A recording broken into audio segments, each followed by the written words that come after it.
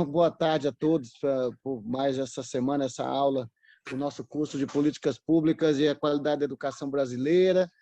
Lembrar que esse curso é um curso da Pró-Reitoria de Cultura e Extensão da Universidade de São Paulo e uma ação do Polo Ribeirão Preto, do Instituto de Estudos Avançados da USP, idealizada e organizada pelo seu titular, o professor Mozar Neves Ramos, que está aqui hoje com a gente. O formato do curso é online, né, para que ele pudesse acontecer nesse momento de pandemia, e acho que todo mundo já está mais acostumado. Hoje é a 8ª aula, se não me falha a memória, tá certo? Então a gente está quase chegando na metade do curso. Então eu suponho que todos estejam já acostumados com a plataforma nessa altura do campeonato. Lembrar sempre de fazer o login na plataforma usando o e-mail que você inscreveu lá né, quando você se inscreveu para o curso. Dessa forma, a sua frequência será contabilizada automaticamente, tá certo? Então, lembre sempre de fazer isso, pessoal. E, de novo, aquele aviso, né? O material, em sendo o curso online, o material do curso está todo também disponível online. O nosso staff aqui, a Thaís, o Rafa, o João, que estão sempre no apoio, vão, ao longo da aula de hoje, colocar no chat os links, né, para os vídeos das aulas anteriores, os slides das aulas anteriores e as referências que a gente tem das aulas anteriores para que vocês possam consultar e aprofundar naquilo que for do seu interesse, né? Então, já está aí, já está a playlist do curso do YouTube, está lá, a Thaís acabou de postar. Então, lembrar todo mundo, o nosso padrão tem sido, né, na janela do Zoom, embaixo, tem uma barra de ferramentas, né, de botões, no meio. Então, tem um botão com os participantes, logo à esquerda. Você pode ver quem que está na sala, todas as pessoas que estão. Do lado desse tem um botão escrito Q&A, né? Q&A, Questions and Answers, né? Onde você deve direcionar a sua pergunta, tá? E do lado desse, no meio dessa barra central, tem um botão do chat, que é onde a gente estimula as pessoas que se manifestem, façam comentários, né? Se no modo presencial aquela conversa lateral acaba atrapalhando a aula, aqui ela é estimulada, pelo menos para a gente manter aí alguma interação dos participantes de todos os participantes, entre eles e com a gente, né? Então, a gente pede que, se você tiver pergunta, então, usar o botão de Q&A, porque o chat normalmente fica bastante congestionado e pode ser que o nosso staff aqui perca alguma pergunta se ela for feita no chat, tá? Então, com isso, eu passo a palavra para o Mozart, que vai fazer a apresentação do nosso convidado de hoje. Obrigado, boa aula a todos. Muito obrigado, Antônio. Boa tarde a todos e a todas. Uma alegria enorme na nossa 8ª aula ter uma das pessoas mais queridas e admiradas da educação brasileira, o professor Reinaldo Fernandes. Ele é professor titular da Universidade de São Paulo, na área da economia, e se destacou muito pelo seu importante trabalho no INEP, quando exerceu a presidência do INEP, na gestão do ministro Fernando Haddad. Reinaldo fez um trabalho fantástico, muito importante, que até hoje tem repercussão na educação básica brasileira, principalmente sendo ele o pai do IDEB, do Índice de Desenvolvimento da Educação Básica. Foi um trabalho em que Reinaldo articulou, trabalhou com muitos setores da área da educação, da economia. Portanto, é um privilégio para todos nós ter o professor Reinaldo Fernandes aqui na nossa 8ª aula do curso de Políticas Públicas da Educação. Então, Reinaldo, seja muito bem-vindo. O microfone agora está com você. É uma turma muito boa, animada, são secretários, secretárias de educação, gestores técnicos da área da educação, principalmente dos municípios brasileiros. Sim, boa tarde a todos, muito obrigado pelo convite, pela Mozart, pela gentil introdução. Quando eu conversei com o Mozart sobre curso, nós pensamos várias coisas e acabamos, eu vou falar um pouco da introdução de um sistema de metas, como foi desenhado, um pouco a história do sistema de metas do IDEB, contar um pouco essa história. E, na verdade, eu acho que é oportuno nós conversarmos, discutir essa questão agora, porque em 2021 é o ano que encerra as metas do IDEB, e está uma grande discussão hoje como será a próxima etapa, se vai ter novas metas, como vai ser feito, num momento um pouco conturbado no Ministério da Educação, e essa discussão é o último ano, teve a pandemia em 2020, 2021, e então está um pouco parado, mas vários setores da educação estão discutindo isso, o CNE está discutindo isso, a ABAV vai discutir isso na sua próxima reunião, e etc. Então, eu acho que seria oportuno a gente retomar esse tema nesse momento agora. Então, deixa eu fazer aqui no share screen.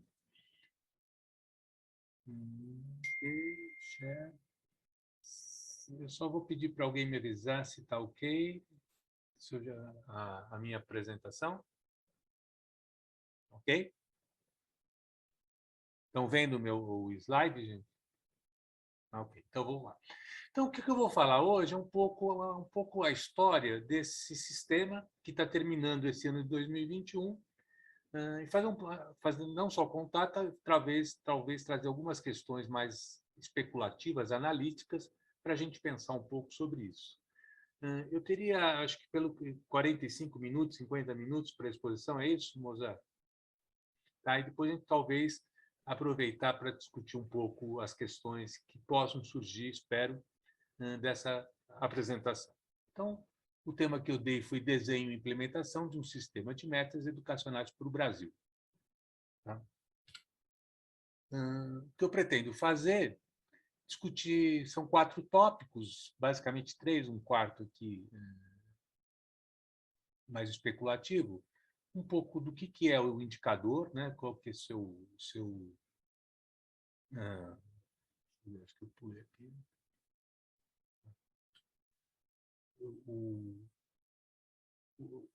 A criação do IDEB, né? Só um minutinho, gente. Aqui.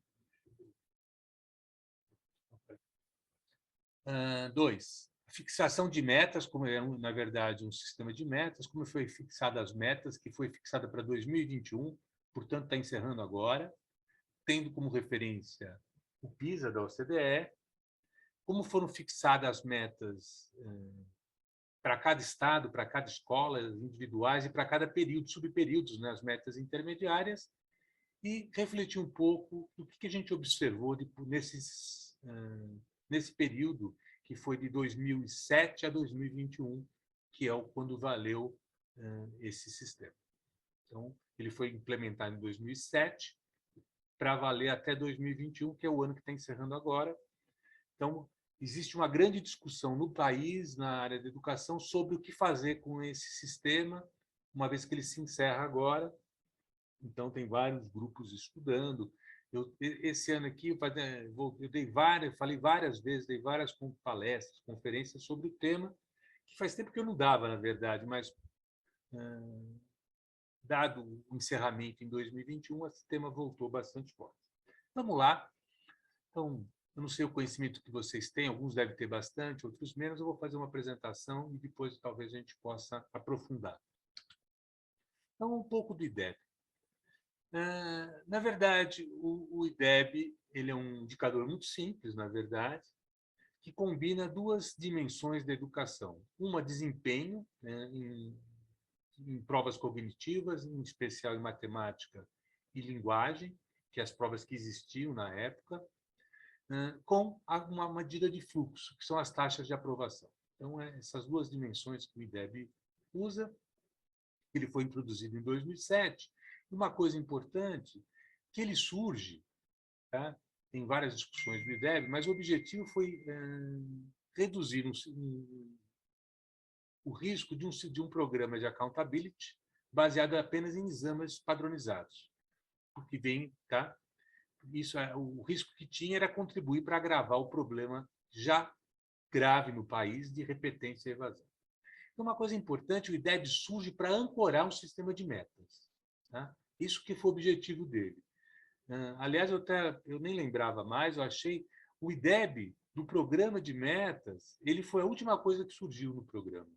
Na verdade, eu vi o desenho inicial da proposta inicial que o INEP fez para o Ministério da Educação, existia 2 indicadores separados, que era um indicador de desempenho e um indicador de fluxo. Depois que veio a ideia de juntar. Nós tínhamos sistemas de metas do PNE que tinham muitas metas. E aí, quando você tem muitas metas, a verdade, você não tem meta nenhuma. Então, a ideia era ter um sistema de poucas metas que acabou convergindo para uma única meta por período educacional, né? Fundamental 1, Fundamental 2 e Ensino Médio. Então, essa foi a ideia do IDEB, ele surge para ancorar esse sistema de metas. Só que são todos os dados que existiam na época que ele foi feito, peguei os dados da época para ver como a gente enfrentava. Então, por que a ideia não era fazer metas só com provas cognitivas? Porque isso aqui é a taxa de promoção, portanto, a diferença disso, as pessoas que não eram promovidas, chegou nos anos 80, na primeira série, ter 40% de promoção, ou seja, 60% das crianças que se matriculavam não eram promovidas. Tá? Isso foi melhorando, mas nos anos 2000 ainda era 68%, menos de 70% a taxa de promoção. É uma das mais elevadas que existia no mundo. Então, dá um sistema que, só baseado em provas cognitivas, a gente podia não só não incentivar, mas incentivar o contrário, que as escolas barrem os alunos com maior dificuldade para eles não avançar para os anos finais e não fazer as provas cognitivas, uma vez que elas vão ser base de desempenho, vão ser divulgadas, etc. Então, essa era a ideia. E o IDEB é um indicador extremamente simples. Ele é a nota de provas, tá? Então, N é a dimensão 1, que é a proficiência média de leitura em matemática. Elas são repadronizadas para variar de 0 a 10, tá? Para ficar mais próximo do sistema escolar, vezes a taxa média de aprovação da etapa de ensino. Tá? Quarta série, na época, o Fundamental 1, Fundamental 2, ensino médio. Então, ele é um indicador muito simples. No fundo, a ideia do IDEB, essa é a forma que a gente usa, mas a ideia do IDEB é que seja, sobre certas hipóteses, na verdade, a taxa de promoção é 1 sobre T, onde T é o tempo médio que os alunos da unidade J concluem uma série. Por exemplo, se uma série demora 2 anos, tá? Se a probabilidade de promoção é meio, significa que os alunos, em média, vão demorar 2 anos para fazer uma série. Tá? Tem algumas hipóteses aqui, basicamente, que as probabilidades não dependem do número de repetências de aprovação, não depende do número de repetências que ela tem. Mas, sobre essas hipóteses, essa é a ideia, porque, na verdade, o IDEB foi pensado para ser isso daqui. A nota, o desempenho das provas, sobre o tempo médio de duração. Então, se os alunos da escola fazem uma série em 1 ano, não tem reprovação naquela escola, o IDEB é simplesmente a média das notas. Se eles levam 2 anos para fazer uma série, o IDEB é metade da proficiência média obtida. Ou seja, o IDEB é a nota corrigida, tem uma taxa de desconto dessa nota dado por T, que é o tempo médio de duração. Essa é a ideia do IDEB. Tem algumas hipóteses para a validade disso, mas a ideia do IDEB é muito simples. Eu acho que, na minha opinião, é um pouco o que contribuiu para a sua adesão. É um indicador bastante simples, a noção é simples, a ideia é simples, tem algumas hipóteses, alguma coisa que você faz para isso valer, não é? Mas a concepção, a ideia é muito simples. E pega 2 dimensões muito importantes num sistema de método. Então, era essa a ideia. Então,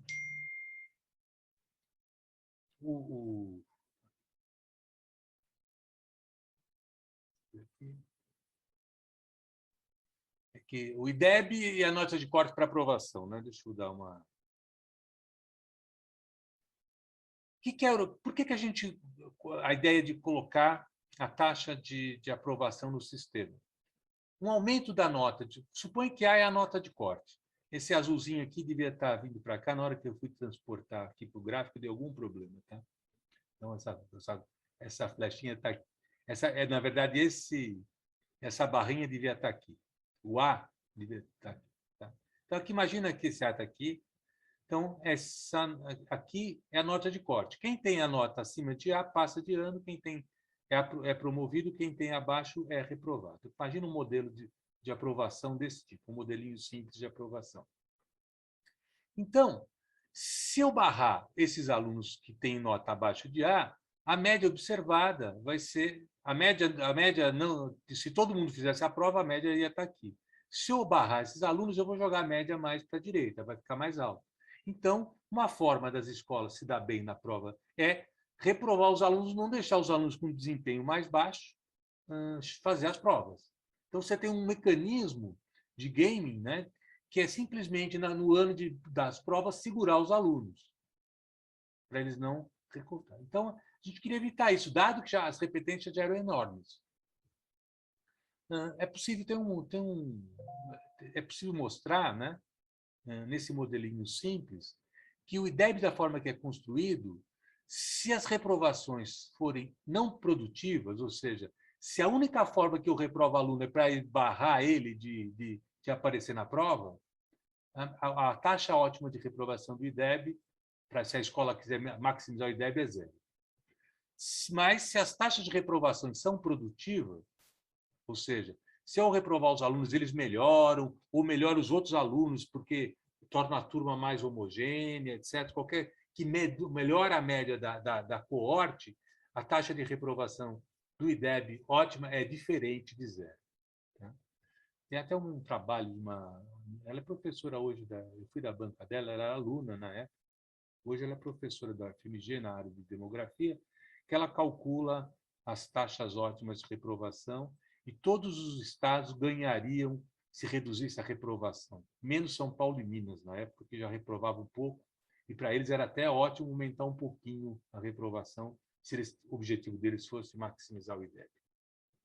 Mas é isso, de alguma forma, essa foi a ideia por trás do IDEB, e a fórmula usada ela era suficiente para eliminar todas as reprovações improdutivas, ou seja, reprovações que não melhoram a nota média da turma, da coorte. Tá? Ela vai melhorar, ela só melhora a nota observada, a nota condicional, né? Porque esses caras eu não vejo fazer a prova. Então, é só um truque que eu faço. Tá? Bem, mas a ideia do IDEB era ter uma meta. Então, o problema é qual a meta. Né? Como a gente coloca uma meta. Então, o objetivo geral era atingir, em 2021, os resultados educacionais da OCDE. Toda a ideia a dificuldade de fazer meta existente é que a ideia na educação era fazer uma meta pedagógica. A gente discutia, chamava os especialistas, e dizia o que um aluno deveria saber ao final da 4ª série, da 8ª série na época, ou do ensino médio. Aí achava que eles discutiam isso, eu ia para as provas padronizadas, tentava marcar que itens que representavam bem aqueles conhecimentos e tentar marcar na escala que nota mais ou menos isso corresponde. Então, era uma coisa sofisticada, falava, tem que saber isso, e a nota é essa, então a gente descobria isso. Bem, mas o problema é que não tem nenhuma forma do que se desejava de conhecimento. Cada grupo que a gente chamava dava uma nota, fazia isso diferente. Então, variava muito.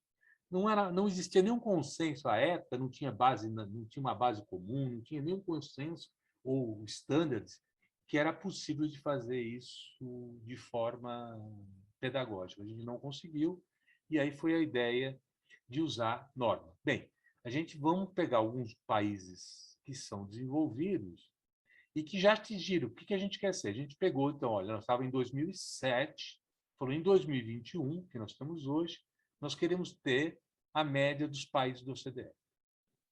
É uma era uma coisa bastante ousada, não deu em vários pontos. Mas essa foi a ideia. Existia, evidentemente, um problema, que os países da OCDE não fazem a prova Brasil, portanto, eu não tenho como comparar eles em matemática, nem algum critério de fazer isso em linguagem. Cada país tem uma linguagem diferente, teria que ter algum critério de fazer isso. Mas esse foi o objetivo. E taxa de repetência modal. Então, o que nós fizemos?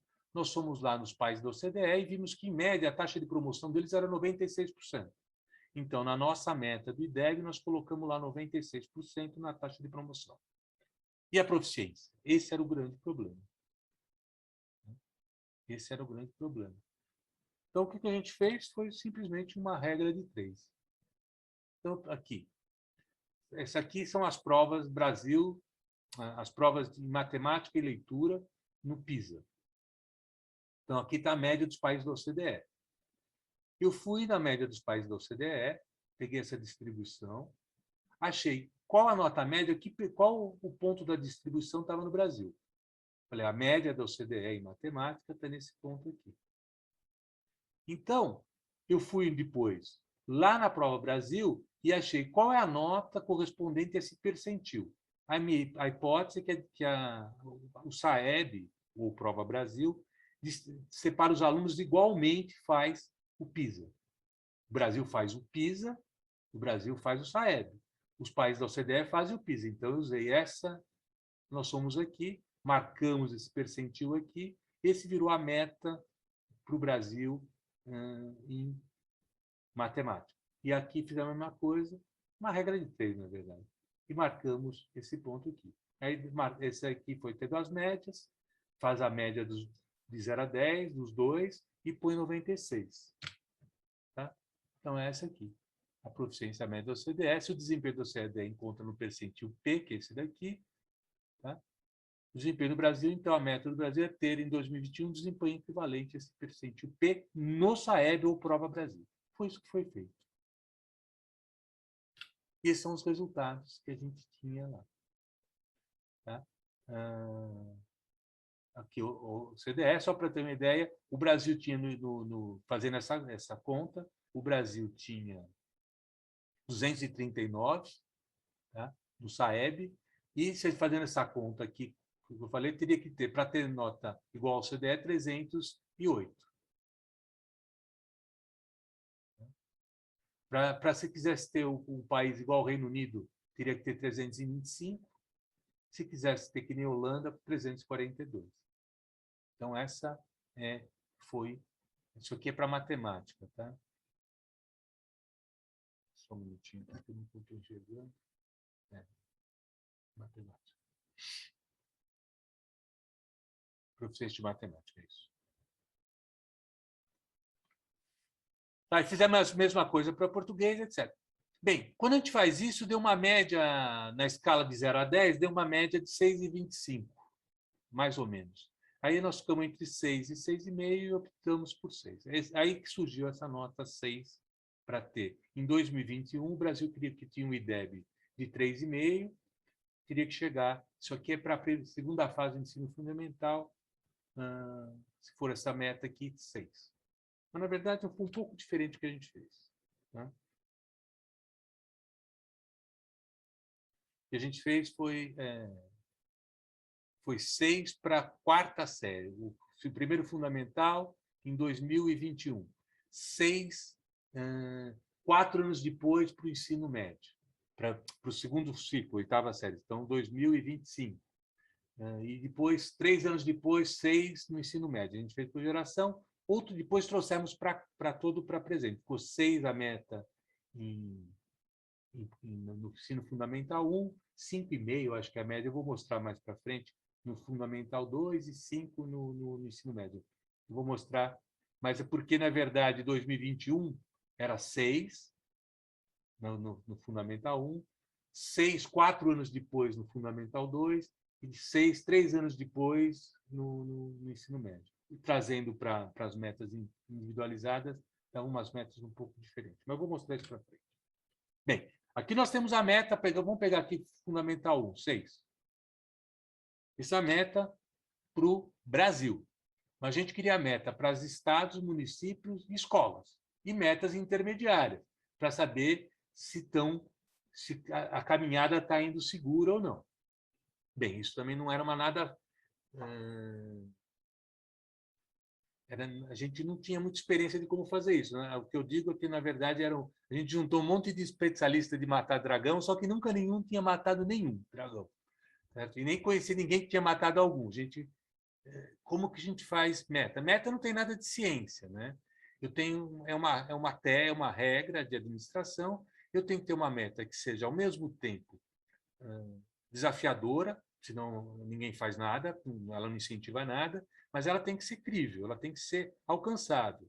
Se eu der uma meta muito baixa, ela não serve para nada, todo mundo consegue. Se eu der uma meta muito alta, ninguém consegue, e desanima, e você vai ter pessoas, pode ser que tenham um desempenho fantástico, mas como a meta foi colocada de forma, um patamar não atingível, vai parecer que tudo deu errado. Então, você tem que encontrar metas que sejam desafiadoras, mas factíveis. Não é fácil de fazer isso.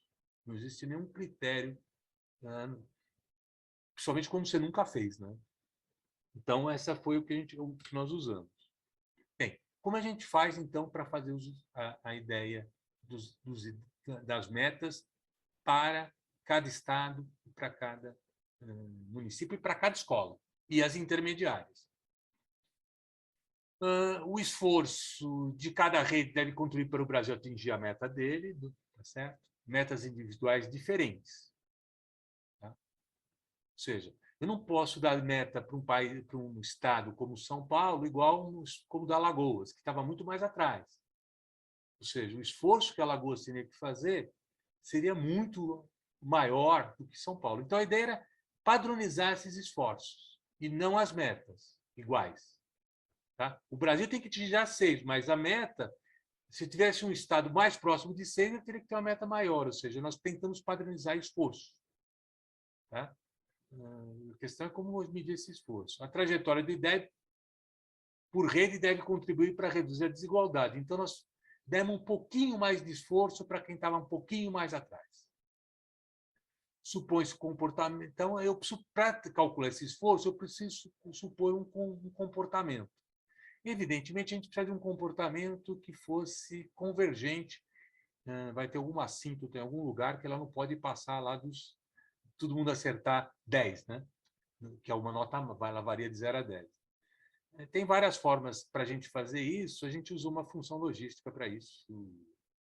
Podia usar outras. Não é tão claro como fazer. A gente usou uma função logística. Essa foi uma das críticas que a gente pode fazer. Mas eu vou mostrar que tudo que foi feito aqui foi feito em outros locais, em outros países, Colômbia, Peru, todos seguiram a mesma coisa e todos usam a mesma metodologia, porque o Banco Mundial difundiu essa metodologia em vários locais. Tá? Eles gostaram, eles levaram para outros locais. E o indicador muda, por exemplo, o indicador de desenvolvimento que a Colômbia usa é diferente do IDEB.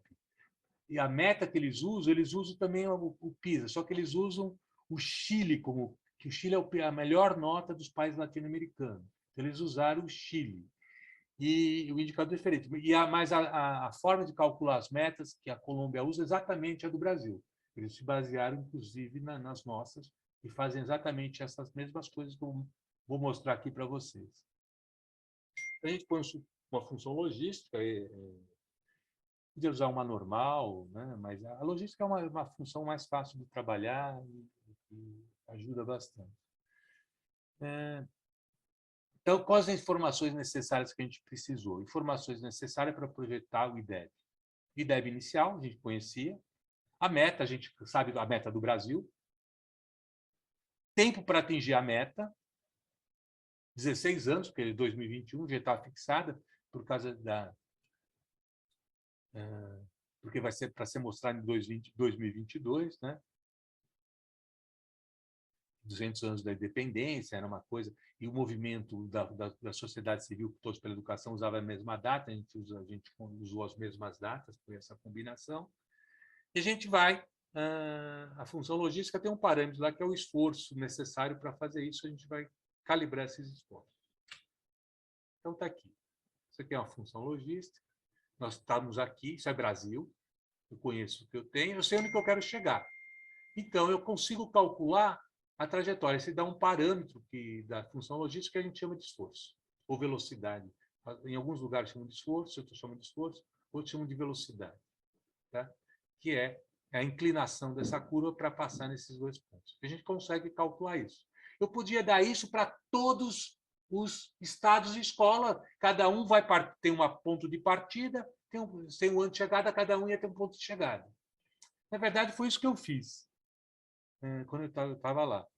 E mostrando para muita gente, acho que várias pessoas, o Concede, na época o Mozart estava no Concede, nós temos que reduzir um pouco a desigualdade. Então, a gente fez uma coisa um pouquinho diferente e aumentou um pouquinho o esforço para quem estava um pouquinho atrás. Eu vou mostrar o que a gente fez.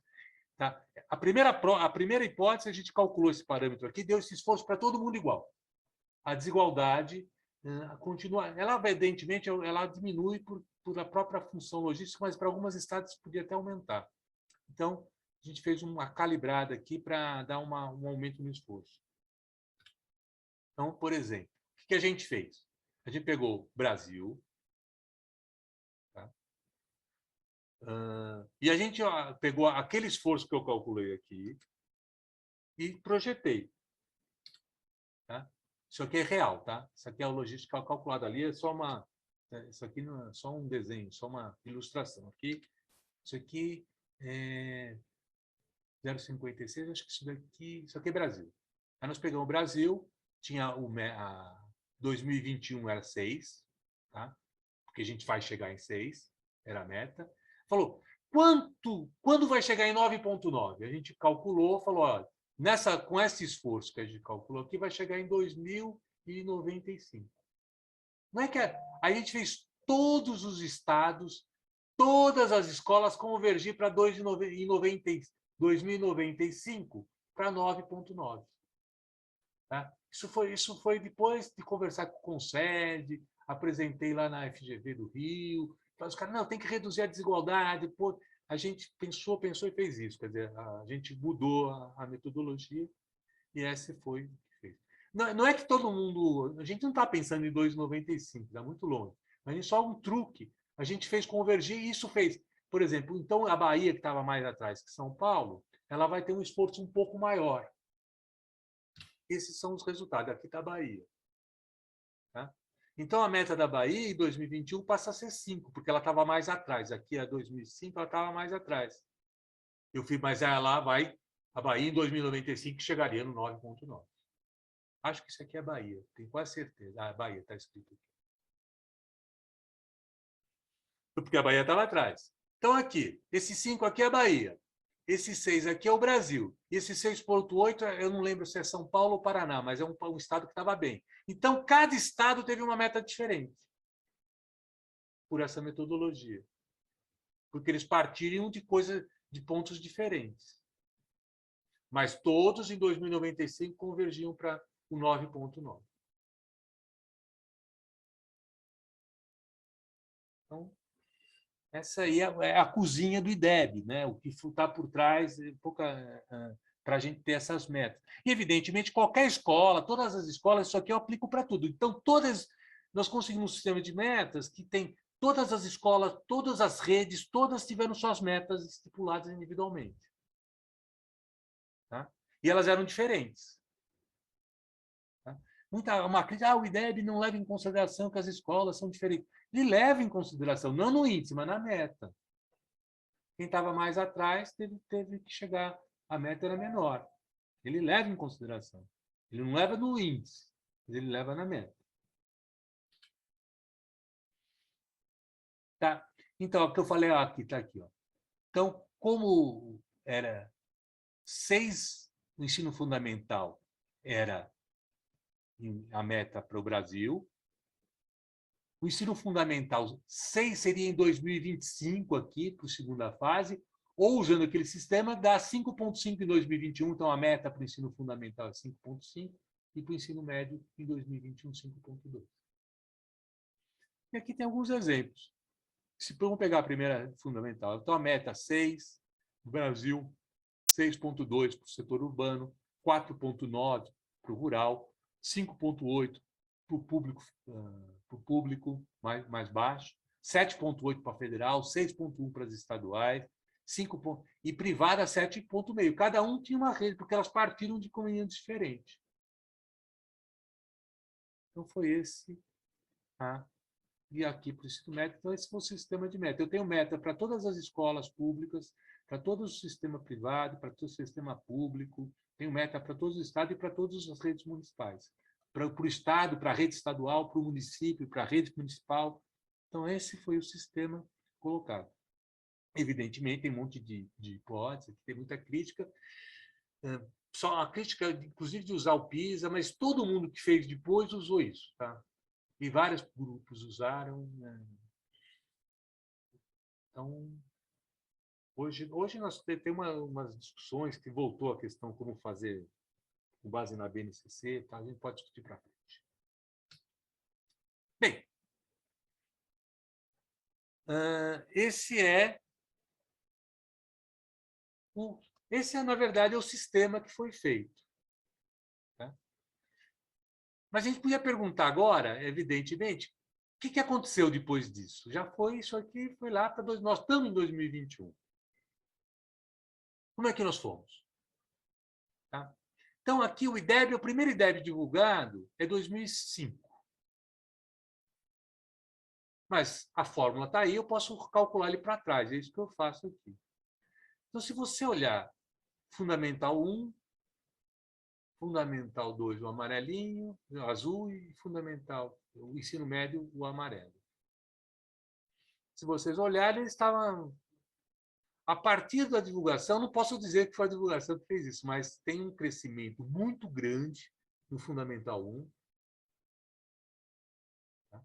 Você sai de um IDEB de 3 e alguma coisa aqui, 3,7, você vai chegar em quase 6, já em 2019.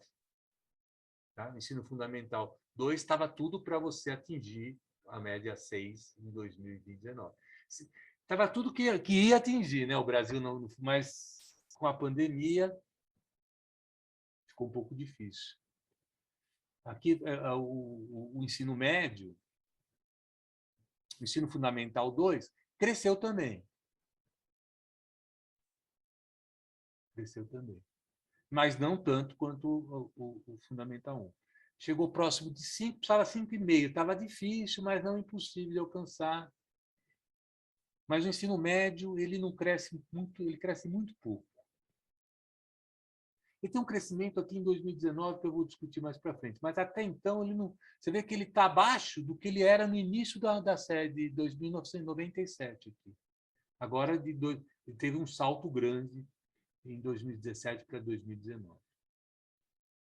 Então, esses são os resultados observados para o Brasil entre 97 e 2019. Fundamental 1 vai muito bem, Fundamental 2 vai razoável, não tão bem quanto o Fundamental 1, e o ensino médio fica empacado, pelo menos até 2017. Outra coisa importante, que o crescimento no fundamental, tanto 1 quanto 2, é puxado pelas notas. Não é, passou para aprovar todo mundo, não. O ensino médio, ele é um pouco mais, ele não cresce, ou cresce muito pouco, e ele é puxado, já as aprovações ajudam mais o ensino médio. Mas aqui, ensino fundamental 1 é o laranja, isso aqui é prova de língua portuguesa. Tá? Ele cai, tá vendo? Tem uma queda até 2001, 2003, aí começa a crescer, né? O fundamental 1 cresce bastante. Sai de 190, já está 220 aqui. O fundamental 2 também cai, depois volta a crescer, e o ensino médio cai e nunca recupera, né? Nunca recupera, só 2019 dá uma recuperadinha. O ensino médio, ela tem uma grande discussão, eu vou trazer isso. Quando eu pego matemática, a coisa é pior ainda, né? Ou mais impressionante, a matemática cresce muito no fundamental, né? De novo, olha, um desvio padrão 50 pontos. Tá? Os alunos da quarta série, tá vendo? Aqui em 97, ele tinha 190 e 250 no ensino médio. Você chegou em 230 aqui. Você está quase no ensino do que era o ensino médio. É muita coisa. Ou seja, os alunos aqui estão... Na escala do SAIB, isso é muita coisa. Os alunos aqui, eles sabem 3 anos a mais de escola do que eles sabiam em 2003. Está dizendo que esses alunos conseguiram na quarta série, que esses vão conseguir só na quarta série, na época, no 5º ano hoje. Vou pegar a quarta, vou usar a época da quarta série, vai conseguir só na 7ª. Isso que está dizendo. É muita coisa. Aqui o crescimento era 250, caiu, voltou, recuperou. Não é tão impressionante como o Fundamental 1. O ensino médio é uma desgraça, né, que nunca volta. Nós estamos pior hoje do que estávamos no início da série.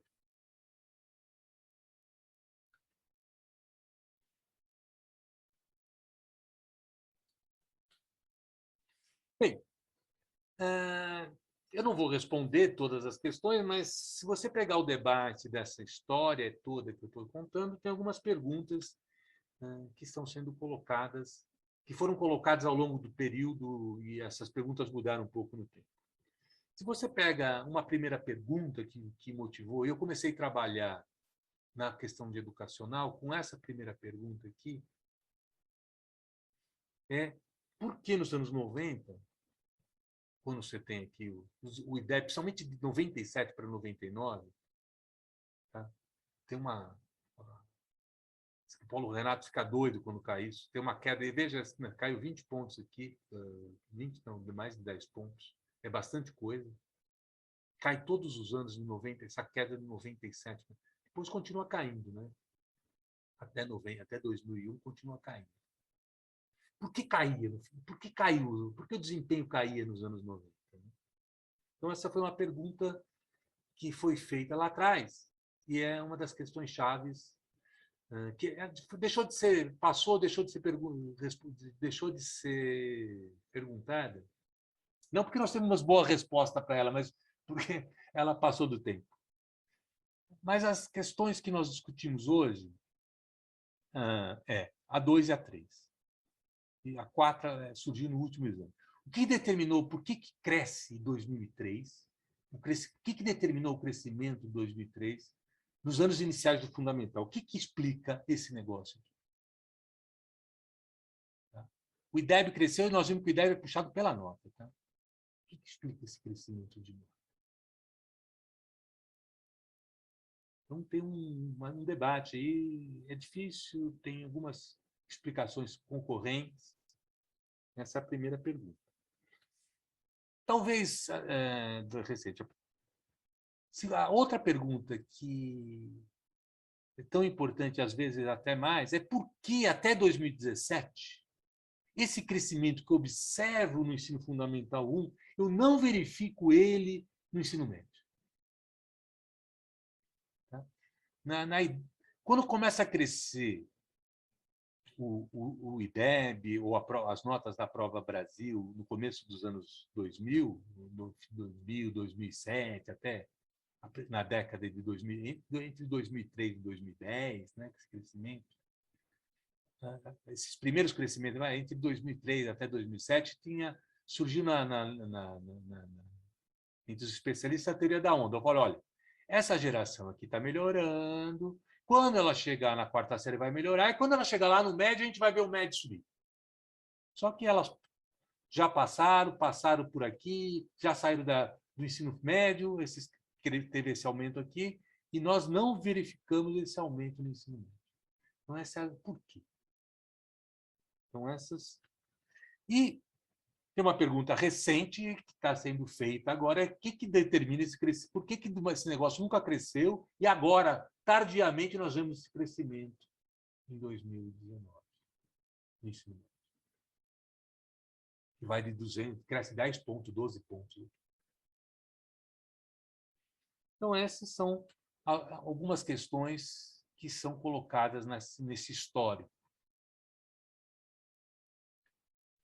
Eu não vou dar explicações, eu não vou entrar em detalhe, a gente pode discutir, mas algumas principais explicações. Essa de 2000 por que o IDEB cai até 2001? Né? Primeira pergunta. Né? Por que ele despenca entre 95 e 2001?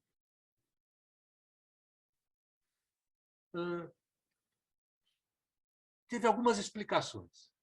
Universalização do ensino com inclusão dos alunos mais carentes. Tá. Essa era a resposta do Ministério da Educação à época. O Paulo Renato ele levantava, tem artigos nos jornais, dizendo o seguinte, olha, que, na verdade, o sistema trouxe pessoas para dentro que antes não frequentavam. Esses alunos são alunos mais carentes, com mais deficiências de aprendizado, e o que nós estamos vendo é uma coisa até que é boa, que nós temos mais inclusão e, com a consequência, uma queda da nota. Em termos técnicos, está dizendo que teve uma mudança de composição daqueles que fazem a prova. Mudou a população de referência, então a comparação é complicada de ser feita. Tem alguns artigos excelentes, editoriais de jornais, descendo a lenha no Ministério da Educação, diz que era desculpa, tem uma grande, na época, uma grande discussão. Outros falavam o seguinte, na verdade, que nos anos 90, a questão da repetência, você tem os processos de progressão automática, e os críticos de progressão automática viam como uma prova que a progressão automática, passar os alunos, independentemente se eles aprenderam o que eles achavam que tinham que depender, aprender, etc., era a grande vilã. Tá?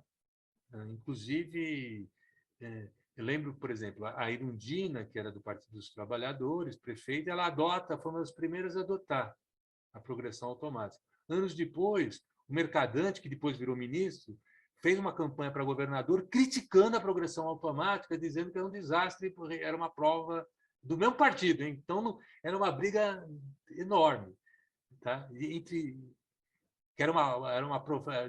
falavam que ia acabar com a progressão automática, deixou muita gente, mesmo lá de educadores do partido dele, bravos, mas era uma discussão com a queda de repetência, uma coisa que é parecida com essa é que com a queda da repetência, é um represamento. Você tem um combate da repetência nos anos 90, uma grande luta, você tem um monte de aluno represado, a hora que você solta esses alunos, eles vão para o sistema, a hora que eles passam na quarta série, fazem a prova, a nota cai, mas depois ela volta a subir. Você tem um represamento e vem essa onda, algumas explicações. Ela é parecido com esta, mas aqui o que o Paulo Renato dizia é que tinha criança fora da escola, que não era bem verdade. Já estava quase tudo na escola. Essa é uma explicação nessa linha mais plausível, na minha opinião, que é a ideia de você desrepresar, a onda foi e derruba, e depois ela segura. Se você olhar os dados, ele faz um pouco isso. Né? Ele vai a barriguinha, você desrepresa, ela vai e sobe. Faz um pouco isso, mas pode ter 1000 outras explicações para isso. Então, só para ver a questão se você pegar as crianças atrasadas, então pegar as crianças com 10 anos, que deviam estar na quarta série, né? As que estão atrasadas e fora da escola. Olha, em 95, eram 57% das crianças estavam de 10 anos, ou estavam fora da escola já, não muito poucas, mas estavam a maioria, quase 50% delas atrasadas. Mais de 50%. 57% já estava com defasagem, aos 10 anos. Isso vem caindo, né? Até 2005, anos das quedas. Tá vendo? Então, isso pode ser uma explicação de efeito composição. Você mudou o perfil dos alunos que estão fazendo a prova. Então, eu não estou comparando. Evidentemente, se eu pego só os 10% melhores alunos e faz a prova, a nota deles são os 10 melhores. Aí eu ponho todo mundo fazer a prova, a nota pode cair, mas não quer dizer que é ruim. Pode ser uma explicação. Eu comecei a mexer em educação, um dos primeiros trabalhos meus é esse daqui, em 2003. O Natenzon, que era um aluno meu, hoje ele é professor nos Estados Unidos, foi para lá, nunca mais voltou. E a gente pega, isso daqui, o verdinho é a série, né? As notas observadas do SAEB. Aí nós pegamos a nota só dos alunos que estavam na idade correta. Ela um pouquinho mais alta, os alunos, mas faz o mesmo a trajetória. E aqui, esse azul aqui é um modelo, tá? Esse dado aqui é dado observado, eu peguei, esse aqui também é dado observado, só peguei os alunos certos. Isso aqui é um modelo de correção, um modelo de correção. A gente elabora um modelo de correção, tem várias hipóteses do modelo de correção, mas olha o que ele faz. Na verdade, quando eu corrijo para a população, a nota cai, porque tem... Aqui a gente está corrigindo. Suponha que todo mundo fizesse a prova, se a SAIB fosse dado para todos os alunos, inclusive os que estão atrasados. A gente faz um modelo para tentar corrigir isso. Tem uma série de hipóteses, é modelo, é projeção, não é dado. O azul, o verde e o pretinho são dados. Esse aqui é um modelo. Por mais que tenha algumas hipóteses, você pode questionar, mas mostra que a plausibilidade do argumento de efeito de composição é possível. Ó. Se eu comparasse não só os alunos que fazem a prova, ou se vocês pegarem aquele meu... Deixa eu voltar aqui. Ó. Isso aqui. Os alunos que estão atrasados, esses alunos... Pega aqui. Aqueles alunos que estão certos. Esses estão atrasados. Eu só vejo a nota desses caras aqui. A nota média da geração é isso. A nota média dos que eu vejo é essa. Então, a gente falou, se a gente pegar a geração e olhar essa média, esse que o modelo tenta fazer. A gente faz um modelinho estatístico, que é isso daqui. Tá? Mas só para mostrar que é plausível. Tá? Não vou entrar em detalhes dele.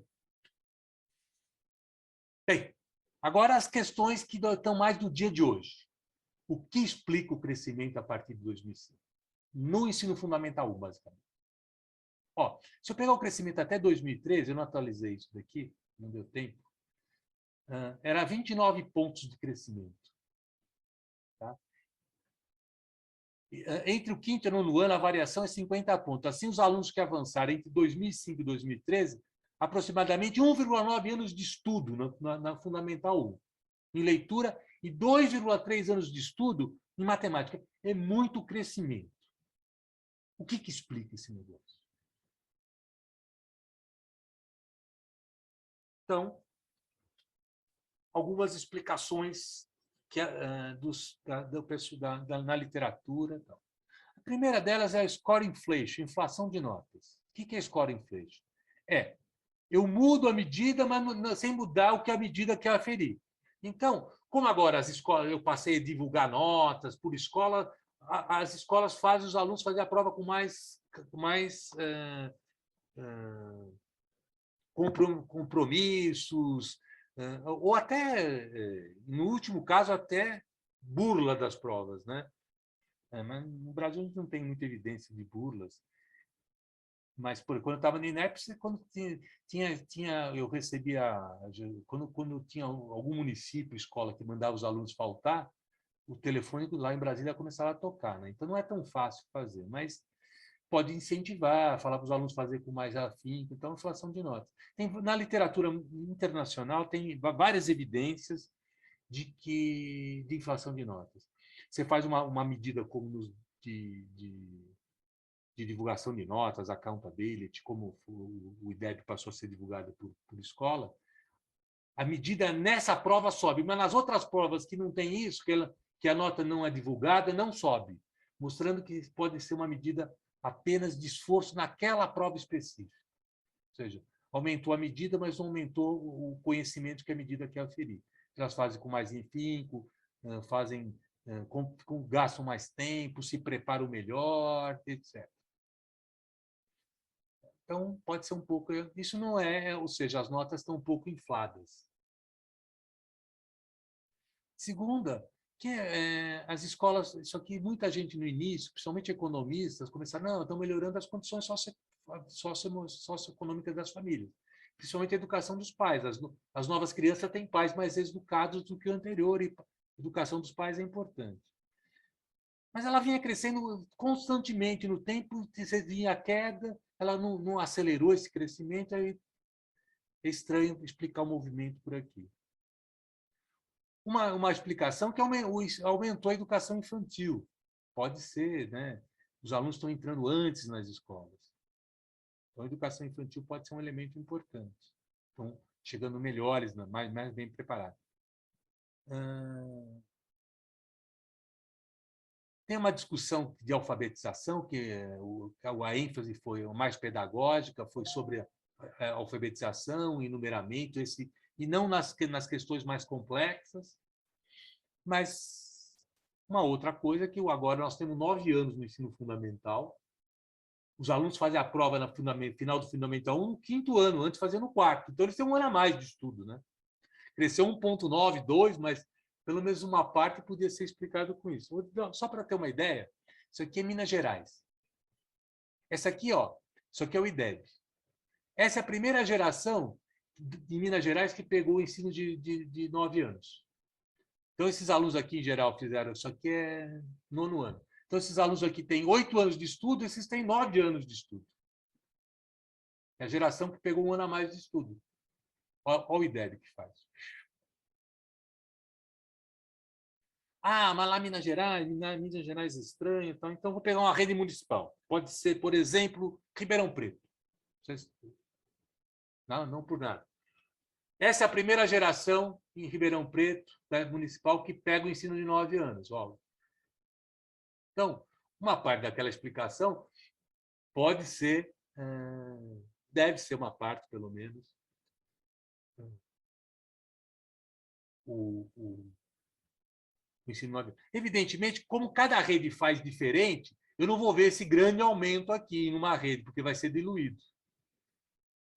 Tá? Eu comecei até a estudar isso, mas o Pablo, que é um mexicano que foi contratado Todos pela Educação, ele fez um estudo que eu queria fazer. Ele pegou e analisou o impacto em matemática do ensino de 9 anos. Mas a explicação dele que explica apenas entre o período que ele estuda, de 2007 a 2011, quando ele estuda, explica apenas 11% do crescimento. Uma parte é isso, mas tem muito mais coisa do que isso. Deixa eu ir rápido, acho que eu já... Por que a avaliação, por que não alcançou no ensino médio, né? Essa é a segunda questão. Isso aqui,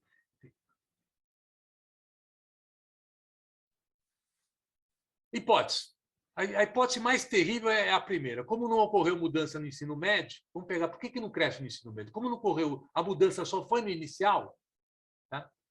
Após o ensino fundamental 1, especialmente no ensino médio, os ganhos iniciais vão sendo perdidos. E no final, a gente está chegando onde não chegava antes. Os alunos melhoram, mas eles chegam no final onde eles eram antes. Ou seja, todo o aumento que a gente vê no primeiro ciclo é perdido ao longo dos anos seguintes. É a mais pessimista das hipóteses. Eu acho exagerado.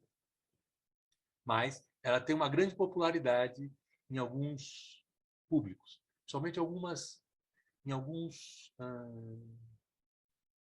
fundações privadas não lucrativas que têm esse argumento que, na verdade, no fundo, tudo está perdido lá, porque o que importa é o ensino médio.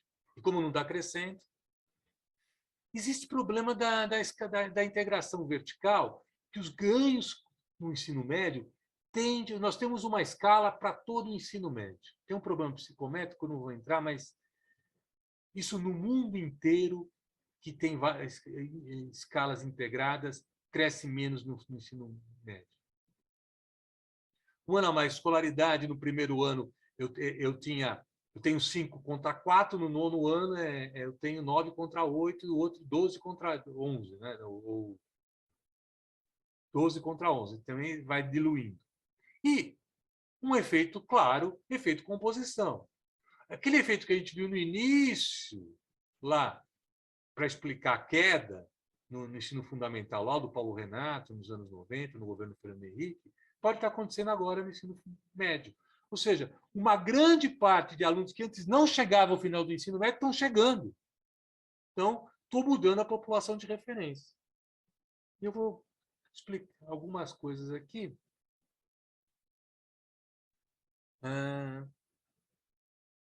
Olha, questão de escala. Isso aqui é um... Só um minutinho. Isso aqui é é uma... Só um minutinho.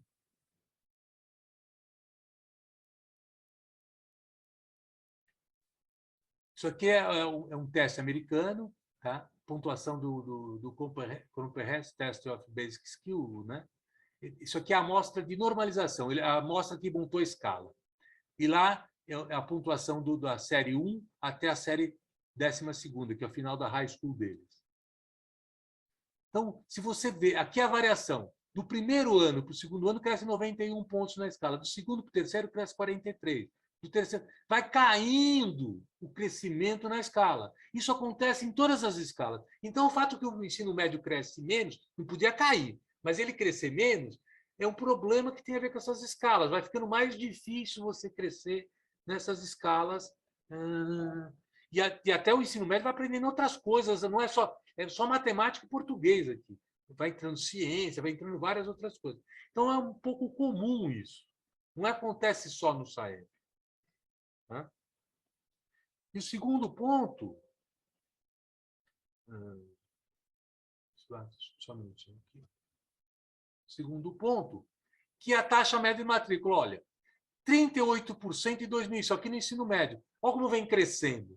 Ou seja, um monte de aluno que não chegava lá para fazer a prova no ensino médio, agora está chegando. Então, você tem vários outros elementos que podem ajudar a explicar. Nós não temos uma resposta boa, eu estou trabalhando nisso, tentar contar uma história com alguns modelos, né, para tentar explicar, né, esses efeitos, se a gente consegue explicar. E eu vou terminar aqui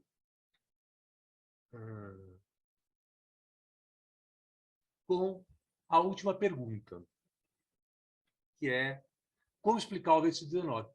O que aconteceu em 2019 é que passa a ser agora o ensino médio. Em 2005, o ensino fundamental 1 e 2 passou a ser universal e divulgado por escola. E o médio continuou amostral. Em 2017, você passa a ter agora o ensino médio universal. Pode ter um pouco de score inflation, inflação de notas, nesse crescimento que a gente vê no ensino médio em 2009, que é muito grande. E nós olhamos, eu, o Wellington, nós olhamos, que é um estatístico lá do Pará, e o Dalton, que é um estatístico de Santa Catarina, nós olhamos e verificamos que esse crescimento que a gente vê no SAEB Prova Brasil não é visto nas escolas, no ensino médio, na escala das provas estaduais. Ele não tem esse crescimento. Então, esse crescimento de 2019 pode ser um pouco de score inflation, que é natural que ele ocorra quando você passa de um exame low stake, né, sem consequência para os estudantes ou para as escolas, para um exame high stake, com consequência, e a divulgação traz um pouco de consequência para as escolas. Então, pode ser isso. Eu vou terminar por aqui. A ideia era fazer um panorama. Muitas coisas eu acho que era conhecido de vocês, outras talvez não. Espero que tenha dado para a gente colocar as questões e talvez agora a gente possa discutir um pouco melhor e responder essas questões. Muito obrigado pelo tempo, pela oportunidade. Mas então é isso. Obrigado, Reinaldo. Uma apresentação realmente fantástica, porque vários pontos que você trouxe à tona novamente, né, são relevantes, inclusive, para o momento atual, em que se conclui o ciclo do IDEB, e que tem um grupo no próprio INEP atualmente, eu acho que talvez você até deva estar participando, tem representantes do Conselho Nacional de Educação, está a Maria Helena Castro e o Ivan Siqueira. Então, há um grupo de especialistas agora pensando como será agora o IDEB no momento em que ele se conclui, como você bem colocou, em 2021. Antes de passar para... Tem várias perguntas, muita gente elogiando sua palestra, Reinaldo.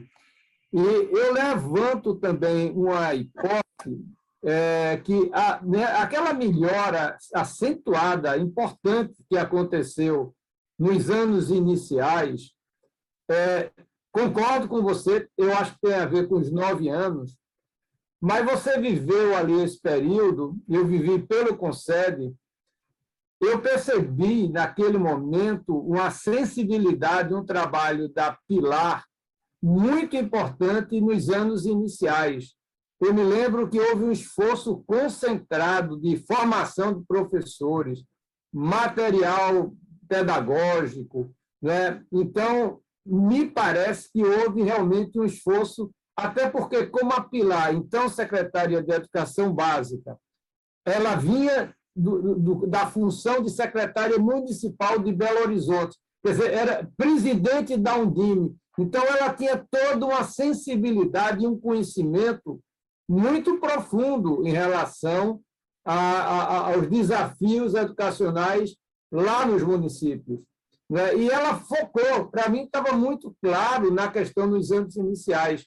Eu acho que esse trabalho foi muito importante, juntamente com a questão dos 9 anos, para dar esse salto, não é, que a gente realmente deu, o Brasil deu. Veja que a melhora, para mim, do IDEB de 2003, de forma consistente, até 2017, e aí vem um ponto, Reinaldo, que nós fizemos na cátedra um estudo olhando o que aconteceu nos municípios de médio porte, que é o alvo, o objeto da cátedra, de 2017 para 2019.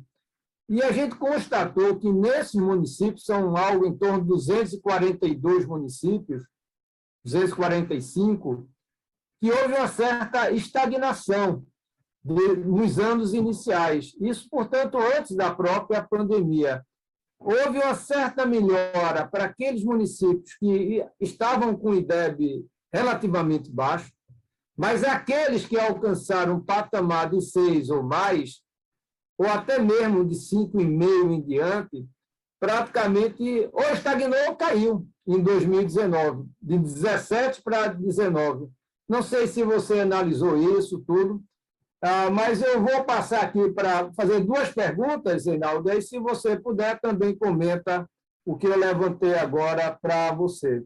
Foram muitas perguntas que chegaram, né? Eu vou pegar aqui da Eliane Lima, que ela diz: trabalho com ensino fundamental 2 em escola estadual há 10 anos. Cada ano que passo, os alunos que têm chegado têm enormes dificuldades em leitura, escrita, interpretação e cálculos básicos. O ensino médio está pior ainda. Uma explicação para esse fenômeno de 2019, e olha que eu não tinha lido, né, a pergunta dela, é a aprovação em massa. Aí ela já interpreta que é aprovação em massa. Reprovar para quê? No final da etapa. Tá certo? Então, isso foi da Eliane. Vou fazer aqui uma outra pergunta da Luciene Cassini, que ela diz o seguinte: há alguma prospecção para determinar o impacto da pandemia nos índices do IDEB? Então, vamos fazer as minhas prospecções e essas 2 perguntas, Reinaldo, e depois a gente pega um outro bloco de 3 perguntas. Bem, eu trabalhei com a Pilar, eu estava falando lá, e realmente ela teve um trabalho fantástico, o Ministério teve. Agora, o crescimento é tão grande, o que eu acho, assim, é só uma hipótese. O que você tem nesse período é uma grande preocupação de melhorar esses desempenhos. Você tem experiências ocorrendo no Brasil inteiro. Você tem uma grande movimentação e tem um monte de coisa acontecendo e é difícil você identificar. O que é bom, na verdade, quando você tem essas movimentações de melhoria, então começa a surgir Ceará, Sobral, começa a surgir um monte de explicações no interior de São Paulo, você começa a ter um monte de secretarias, porque antes não tinha nem prova, né? As pessoas nem avaliavam, não sabiam as suas notas. Você, quando começa a divulgar esses resultados, as pessoas começam a olhar e começam a se preocupar. A Undime se preocupa, o Concede se preocupa. Você tem Então, eu acho que é uma coisa muito geral. Não sei como você vê isso, mas assim, tem várias experiências correndo em vários lugares. O MEC, nos secretarias municipais, nas secretarias estaduais. O Reinaldo, e o INDEB passou também a ser um indicador interessante no debate político, né, das próprias eleições municipais. Né? Então, você tem estudos mostrando que a nota de IDEB impacta na reeleição do prefeito. Né? Você começa a olhar, você não tinha nada disso. Na verdade, a gente voava sem os reloginhos lá, era voo cego. Né? Agora você começa a ter esse tipo de coisa. Então, é muito difícil a gente identificar, falar foi isso, foi aquilo. Pelo menos eu tenho dificuldade. Eu acho que é uma grande movimentação de melhora, meio generalizado, cada rede fazendo suas coisas. Então, foi um período desse esforço. Bem, a relação à pergunta aqui da pandemia, primeiro, a questão que recebe a professora que diz que recebe alunos é uma reclamação dos professores. Eu, como professor, também acho que meus alunos sempre bem pior, mas eu acho que eu vou ficando mais rabugento um pouco e mais... Não sei se é verdade isso, a gente pensar que estão... Na verdade, os dados de educação do primeiro ciclo melhoram.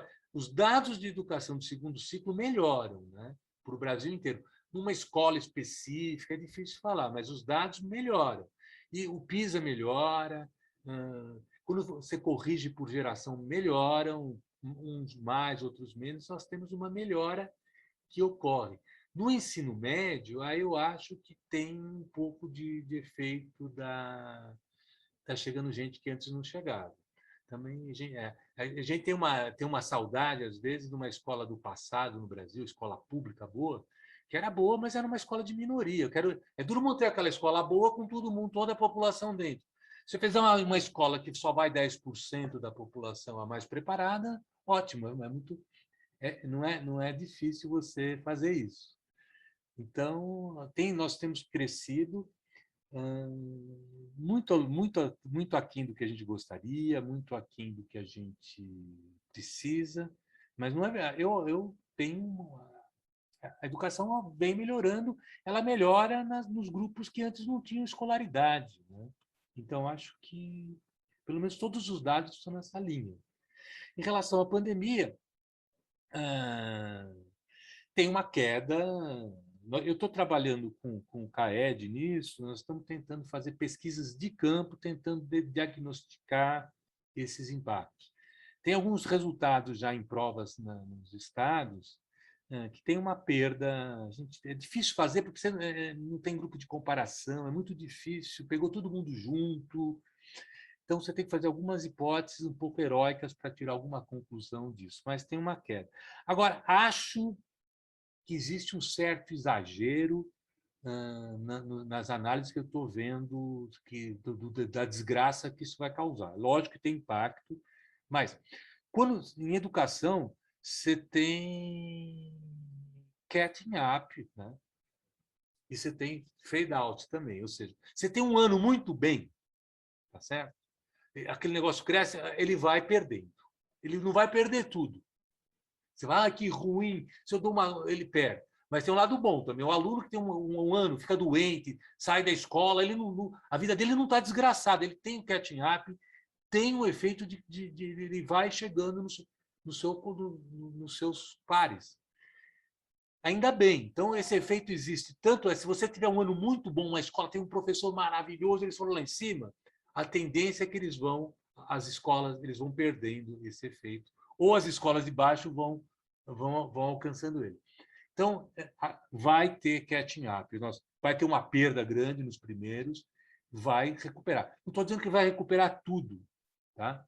Mas eu estou fazendo algumas simulações que as pessoas estão supondo que não vai recuperar nada, que esse desgraça vai desgraçar todo mundo. Você tem efeitos de gerações, não no Brasil, mas, por exemplo, tem coortes americanos que foram para a guerra e saiu um monte de pescadores fantásticos, geração que deram grande contribuição, existem. O fato de terem parado 4 anos, 3 anos de guerra, saíram da escola, voltaram, e continuar os seus estudos, etc. Então, eu acho que nós temos um certo exagero, que vai ter um catching up, vai ter uma busca. Não estou dizendo que vai recuperar tudo, que não vai ter perda permanente, mas não como eu estou vendo algumas análises aí. Estou supondo que vai ficar, essa perda vai se acumular para o resto. Não é assim que a história mostra essas coisas. Agora, depende muito do que a gente fizer também. Bom ouvir isso recuperação. De você. Oi? Que bom ouvir isso de você. Mas é um pouco o que os dados mostram. Não, tem esses efeitos. Né? As pessoas vão recuperando. Agora, depende também muito do esforço que a gente der para essa recuperação, né? Na volta.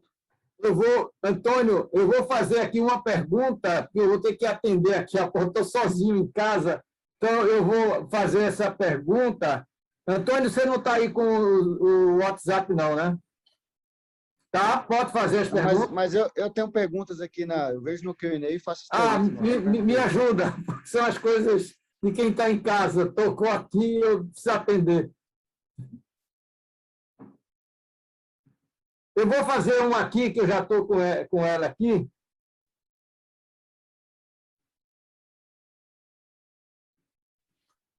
O Otto Figueiredo, ele diz: professor Reinaldo, parabéns pela apresentação. Qual sua avaliação das tendências neoliberais que influenciaram as políticas educacionais a partir da década de 90?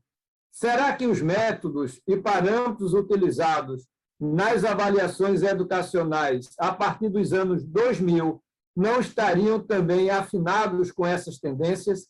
Enquanto isso, eu vou só um minuto. Bem, eu não sei qual é o nome eu peguei a pergunta, mas não peguei o nome do perguntador. Otto, eu acho. Otto. Tudo bem, Otto. Olha, não sei. Na verdade, eu não gosto muito desses termos, porque eles não são muito claros. O que são as tendências neoliberais na educação? Eu não sei direito. Na verdade, você tem um sistema de avaliação que foi colocado nos anos 90, mas isso no mundo inteiro. As avaliações, elas trazem luz, elas não podem ser exageradas, né? Eu acho que traz luz, você tem desempenhos que você conhece dos redes, das escolas. Agora, é preciso ter que essas notas precisam ter contexto, tá? Que o contexto eu não posso comparar uma escola da periferia de uma grande cidade, como do Rio de Janeiro, São Paulo, Ribeirão Preto, com as grandes escolas de elite. Não faz o menor sentido essas comparações. E, às vezes, a imprensa põe aqueles... como se fosse uma corrida de Fórmula 1, né? Esse foi o primeiro, ganhou, esse aí... Na verdade, eu acho que falta um pouco de riqueza. Agora, eu acho que essas divulgações de notas são importantes, porque elas dão um norte, a gente tem mais iluminação, a gente precisa mais informação, tá? Mais informação. E também ter alguns critérios para fazer intervenções nos lugares que a gente acha que não estão bem, precisa entender um pouco por que as escolas vão mal, né? Pode ser um monte de coisa, o contexto que elas estão, etc. Então, é só um termômetro um pouco essas avaliações, porque ela dá um diagnóstico para a gente intervir. Mas a intervenção tem que ser local, com muito cuidado e pensar um pouco. Agora, eu não sei o que você especificamente colocaria dessas tendências, o que são e por que elas são problemáticas, o que você chamaria dessas intervenções neoliberais na educação. Não sei, eu poderia pensar melhor. Definir melhor, na verdade. Obrigado. Reinaldo, eu vou fazer, então, mais duas perguntas aqui. O Atanassi, ele pergunta: esses estudos foram reanalisados, separando alunos, escolas particulares e públicas, para ver o desempenho e o índice? E a outra pergunta é da Isabela Pacheco, que ela diz o seguinte: notadamente, o gargalo principal está no ensino médio. Vou fazer um parênteses, eu acho que os anos finais, o problema começa, Isabela, para mim, nos anos finais, principalmente em matemática, mas é só um comentário meu. está no ensino médio. Embora os resultados obtidos no chão da escola com relação ao ensino fundamental, aí ela diz, não sejam bons, apenas razoáveis. Os resultados, neste sentido, não correspondem à realidade, mas o que fazer para que esta continuidade, ao menos numericamente, seja notada no ensino médio? Na verdade, um pouco isso está em debate. Qual o motivo do ensino médio? Eu coloquei algumas das teses mais usuais, tá? Tentei fazer esse trabalho. Então, tem desde das mais pessimistas, né, que, olha, não perde tudo, até algumas que são razoáveis. Na verdade, a gente não sabe, no fundo, exatamente qual é a composição disso. Eu acho não é muito fácil, tá certo? Eu estou vendo, se a gente vê o negócio das vacinas, né? Fala, dá um grupo de controle. Na educação acontece tudo junto, em todo mundo. Você não tem o grupo de controle, você tem que criar ele artificialmente com modelos, e aí você faz um monte de hipóteses. Mas eu tenho trabalhado nisso, acho que os efeitos composições têm uma parte importante nesse elemento, mas precisamos melhorar outras coisas. Certo? Não é claro o diagnóstico que você está dando, não aprende, não é claro qual é. Veja, a referência que a gente tem de aprendizado pode ser que os alunos estão muito abaixo. Isso não significa que eles não estejam melhorando, mas, ou seja, eles eram muito ruins e estão ruins hoje, mas melhoraram alguma coisa. Mas a gente precisa ter elementos para melhorar mais rápido. Agora, a educação demora um pouco, né? Veja, educação é acumulativa, né? Desde os trabalhos hoje, começa lá no berço, né? Depois começar a ficar, é um estoque, começa a ficar difícil depois se recuperar muita coisa. Não é nada impossível, mas vai ficando difícil. O que a gente sabe hoje é o nosso conhecimento hoje, é a nossa história de aprendizado que é difícil a gente separar isso. Os crescimentos têm sido dados, acho que estão melhorando. Tem muita coisa para fazer, né? Aumentar tempo de escola, aumentar tempo dos professores nas mesmas escolas, falta professor, tem um monte de coisa que a gente precisava melhorar. Não é fácil. É muito fácil ensinar alguns alunos, é muito difícil ensinar milhões deles, tudo ao mesmo tempo.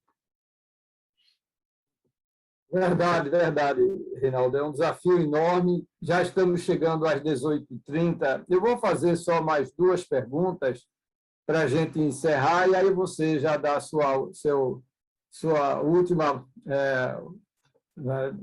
palavra para todo o nosso público. Atingimos 240 pessoas ao longo de sua aula. Excelente. Então, a primeira é da Aline Bruno, ela pergunta, foi a primeira, inclusive, a mandar a pergunta, mas ao rotular média mínima, não prejudica mais o desempenho do aluno, pois vejo muitas escolas mais preocupadas com metas e notas do que realmente ensinar. E a última pergunta aqui é da Marinalva Coelho, ela diz o seguinte: o pequeno desempenho ou estagnação observado no ensino médio não teria relação com os desafios e conflitos da própria idade do aluno, um assunto que foi abordado em nossa aula de número 6, que abordou as competências socioemocionais. Bem, eu acho que só um parênteses, Reinaldo, essa aula 6 que foi referida aí foi a aula do Luiz Guilherme Escosa Favo, companheiro seu aí de FETA. Deixa eu arrumar. Bem, claramente pegar os alunos do ensino médio tem a ver com a idade, é uma idade difícil, adolescência, não tem dúvida, tá? Agora, quando eu comparo, pego o PISA, eu comparo os meninos do Brasil, que estão numa idade difícil, com os meninos da Inglaterra, que também estão na mesma idade difícil deles, os meninos do Japão, que estão na mesma idade deles, com os meninos da China, que estão na mesma idade deles. Quando eu olho lá, todo mundo está na mesma idade. Em alguns lugares, essa questão é diferente. Tem um lado cultural importante que afeta socioemocionais, etc. Né? Tem locais que o engajamento é importante e faz parte da cultura, certo? Qual é o nome dele lá? Esqueci o nome dele, lá de Harvard. Não, ele é economista. Ele tem alguns estudos sobre escola, ele é negro, tá? E mostra que os alunos negros, bons alunos negros, em algumas comunidades, tiram nota mais baixa quando a nota é divulgada, para eles não passarem mal com seus colegas, porque ir bem é mal na comunidade que ele faz. Ser bom aluno é uma coisa que pega mal na comunidade que ele frequenta. Então, questões culturais podem ser importantes que afetam grupos. Tá? Que afeta grupos, isso... Então, se eu estou numa comunidade que pega bem, eu estou com os americanos, isso, fit in, né, lá no grupo, e ser bom aluno é uma coisa de prestígio, é uma coisa. Outra que ser nerd e ser... Ou ter, se eu estou numa comunidade negra, estou tendo comportamento de branco, porque eu tenho esse tipo de... É mais difícil. Então, essas coisas extraescolares que afetam esse comportamento é fundamental. E a escola tem dificuldade de mexer com isso. Eu estava uma vez estava com um exame, numa palestra, estava eu, a Maria Helena e o Naércio. Nós estamos falando, não lembro. E o Naércio contou uma história que eu acho que ele contou uma história que ele foi para Sobral e ele pegou um táxi que ele tinha lá na secretaria.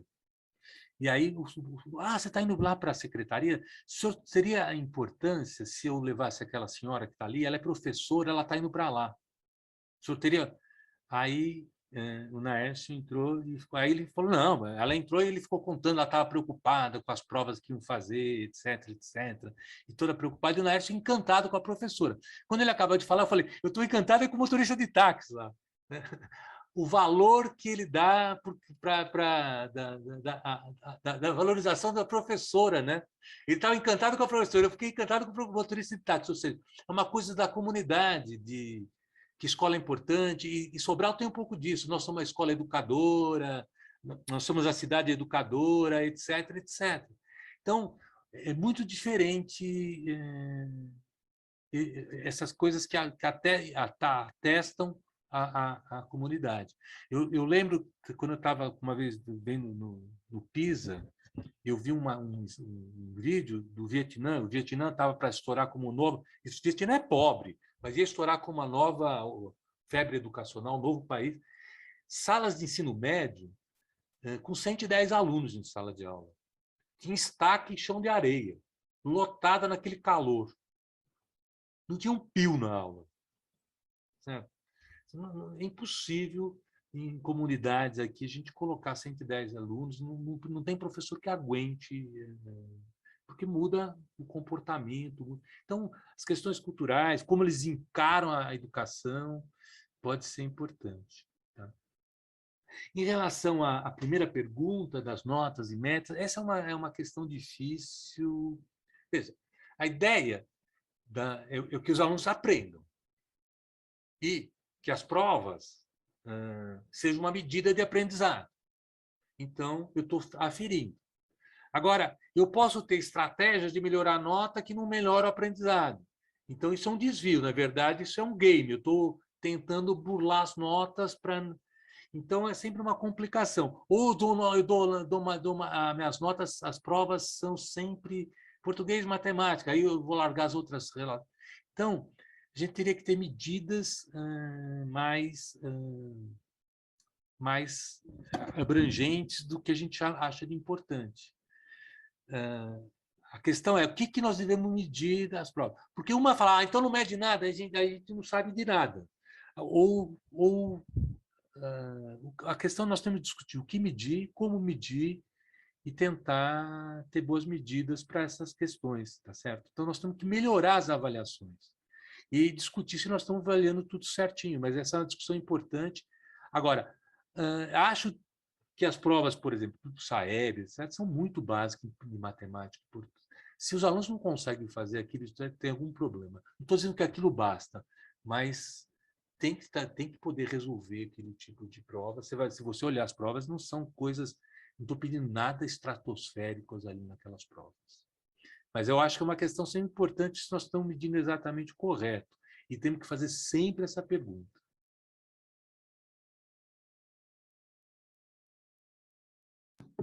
Bom, Reinaldo, então fica aqui os nossos agradecimentos pela belíssima aula que você nos deu, não é? Trazendo fatos, como determinaram a construção do IDEB. Né? Eu acompanhei esse momento, à época eu estava no Todos pela Educação, também com o debate sobre metas, né? Depois, antes, no próprio Conselho, quando presidente do Conselho. Então, foi um período muito rico, né? Que deixa muita saudade. Eu tenho, pelo menos, muita saudade daquele momento, porque foi um momento de grande efervescência na educação básica brasileira. Né? Então, quero lhe parabenizar por tudo que você vem dando, vem contribuindo para a nossa educação. Não foi só com o IDEB. O IDEB, como eu sempre digo, você é o pai do IDEB, mas você foi muito mais além e a sua preocupação permanente com a qualidade da educação só nos leva a esse agradecimento, nosso reconhecimento, e passo agora a palavra ao nosso coordenador do IEA para que ele faça o fechamento final dessa 8ª aula do curso. Muito bem, Mozart, muito obrigado. Obrigado ao Reinaldo pela excelente aula. Realmente muito claro, né, a necessidade da gente ter dados, né, para estabelecer políticas públicas. Eu acho que isso é fundamental. Acho que a questão da nossa qualidade de avaliação, isso aí depois perpassa para a universidade, né, Reinaldo? A gente sempre está em dúvida se nossas provas realmente são adequadas para medir o que a gente acha que está ensinando. Essa é uma questão que está presente e muito relevante em todos os níveis, né? Da educação básica até o ensino superior. Então, eu acho que a aula foi excelente, né? A gente vem aí numa sequência de aulas muito relevantes, muito importantes, e acho que o pessoal, pelos comentários aqui gerais, todos estão aí satisfeitos em entender. Eu acho que vários desses temas são absolutamente abertos ao debate, né, Reinaldo? A gente não está na ideia, em nenhuma dessas aulas, é colocar posições totalmente definidas. Eu acho que já estou aprendendo, né? A gente, em ciência também, na ciência que eu faço, ciências exatas aí, da natureza, também, né? Então, assim, o debate é sempre bem-vindo, né? Na busca de encontrarmos o caminho mais adequado, o caminho que nos leva à melhoria. Eu acho que na educação a gente não foge a isso, né? Então, eu agradeço a todos pela presença, agradeço ao nosso staff do IEA, que está aqui nos ajudando, como sempre, tá? Estão sempre dispostos, organizando perguntas e entrada e tudo. E a gente se encontra na semana que vem, com a nossa 9ª aula do curso Sérgio Mascarenhas, Políticas Públicas e Qualidade da Educação Brasileira, né? Fiquem todos bem, uma boa noite, um bom resto de semana. Reinaldo, um grande prazer, tá? Espero que na próxima possa ser também presencial, para a gente poder tomar um café aqui na nossa sede, tá? Não sei se você conhece o nosso espaço aqui. Já fica o convite, né, Mozart? Exatamente. Durante o dia que se trabalha, a gente toma café. E à noite, como estamos em Ribeirão Preto, tomamos um chopinho gelado. Tá ótimo. Isso. Bom, os nossos participantes do curso também estão convidados, né? Aqueles que estão na região e quiserem nos visitar a qualquer momento, a USP está paulatinamente retomando as atividades presenciais, né? Eu creio que no ano que vem a gente vai estar num ritmo mais próximo do normal. Então, os nossos alunos, aí, alunos participantes, professores das escolas que estão nos assistindo, acompanhando o curso, por favor, o IEA está absolutamente aberto. O IEA é a janela, a porta de comunicação entre a sociedade e a USP, tá? Então, a casa de vocês, se são de Ribeirão Preto ou região, ou estiverem por alguma razão em Ribeirão, venham nos visitar, venham tomar um café com a gente, né? Se quiserem conversar com o Mozart, né, Mozart, também, fazer um grupo de discussão aqui por perto e vir aqui, é só marcar, né? É bom marcar porque às vezes a gente não está, tem outros compromissos, mas fica claro o convite, né? Então, acho que a gente gosta de prosear, né, Mozart? Então, assim, conversamos. Gente, é isso. Fiquem bem, tá? Uma boa noite a todos. Reinaldo, Boa obrigado. noite. Obrigado, Reinaldo. Parabéns. Excelente. Muito obrigado, gente. Se cuidem, Eu tá? que agradeço.